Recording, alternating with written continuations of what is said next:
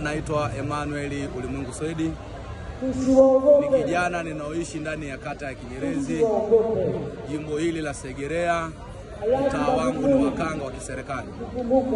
Mimi ni kijana mwanaharakati, lakini kwa sifa za kipekee zilizofanyika na maendeleo yaliyofanyika ndani ya kata yetu ya Kinyerezi, jimbo letu la Segerea, kwa mahaba yangu na utashi wangu, kazi iliyofanywa na Daktari Samia Suluhu Hassan, mgombea nafasi ya kiti cha urais wa Jamhuri ya Muungano wa Tanzania, kwa mapenzi yangu mwenyewe pasipo kushawishiwa na mtu yoyote, nilimfuata mbunge wa jimbo la Segerea, nikamwambia nipe kipeperushi nami niweze kumtangaza rais ambaye aliyofanya vizuri kwa kipindi cha miaka mitano. Waombe wa Tanzania wenzangu, ni waombe wanaharakati, kuvaa kipeperushi cha CCM sio kwamba ni dhambi, bali ni utashi wangu. Hivyo Oktoba wote kwa pamoja tukashirikiane kumpa kura za ndio Daktari Samia Suluhu Hassan,